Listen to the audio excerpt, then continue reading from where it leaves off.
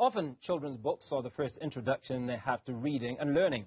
Zimbabwean author Batsi Madzonga hopes to teach children the Shona language through a series of books titled I Love Shona, the first of which has already been released. Madzonga joins me now live from Dubai for more on this mother tongue project. Batsi, very good evening. Great to speak to you. Let's talk about you and the inspiration that led to you penning this new publication. Thanks, Hugo. Thank you so much for having me. Yeah, so I think that the inspiration draws very close to home because we've got two young children ourselves who have essentially been living outside Zimbabwe their entire lives. So they're not actually immersed in the Shona culture and subsequently the Shona language. So we find it very hard for them to pick up words and to actively teach them how to speak Shona. And this is a problem that we realize isn't just ours, it's across the world as well. As we know, there's quite a large contingent of Zimbabwean diasporans out there. So we wanted to create a book that actually introduces young readers to Shona in a way that they're used to because they read children's books all the time. So I'd like to imagine that you have officially solved the problem in your household now.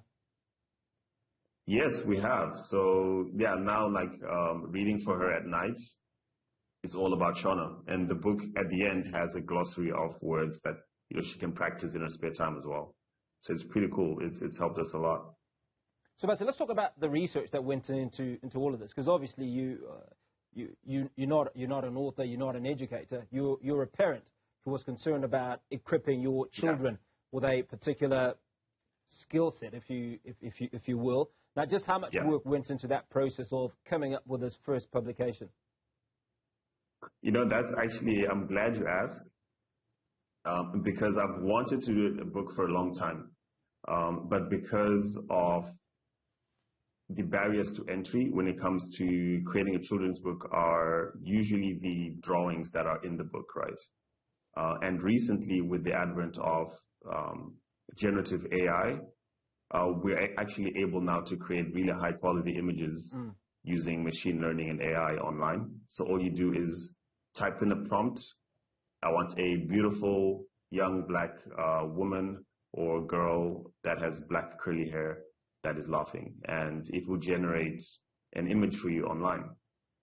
So I think this was the catalyst for me to actually realize that now was the time, because not only did I have a really powerful generative AI tool to create the images for me, I also had language models like ChatGPT that could help me craft the story in a really engaging way.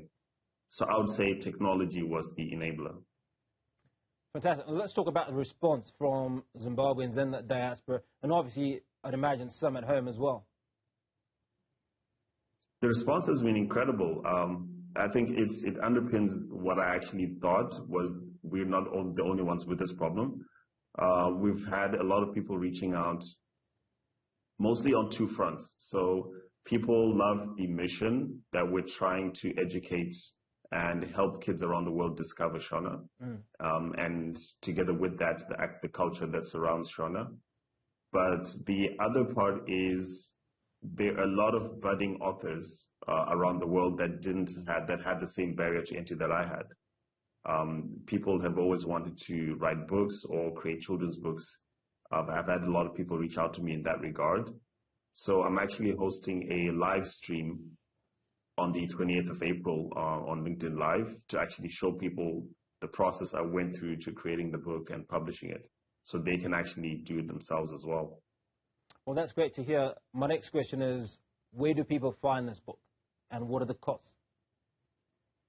So thank you. So we actually managed to get a great domain. So if you just go on iloveshona.com, you can find all the purchasing links for the book there. That's the official website for it, iloveshona.com.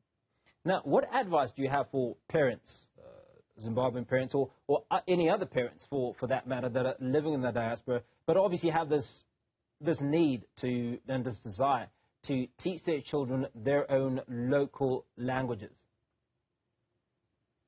So I would say don't give up. I feel like we had given up a little because we don't speak Shona enough in our own house. I would say don't give up. find ways of teaching not only the language, but the culture that underpins the language. Because there are a lot of things that we have from like a Southern African point of view within our culture that doesn't exist across the world.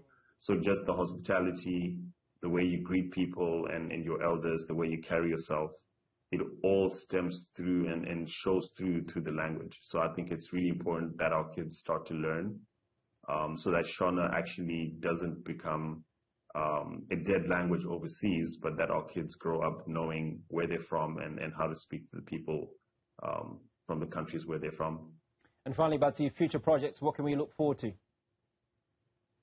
Yeah, so we've got 2 kids. So my first daughter is called Ariana. That's why the first book is Ariana Learns Shona. So we have a series of books under that moniker, Ariana Learns Shona. She'll be discovering Shona during our travels to Zimbabwe, etc. Then our son is called Dylan. So Dylan will have his own series called Dylan Discovers Shona, where we tackle learning Shona from a boy's perspective, and Ariana Learns Shona is from a girl's perspective.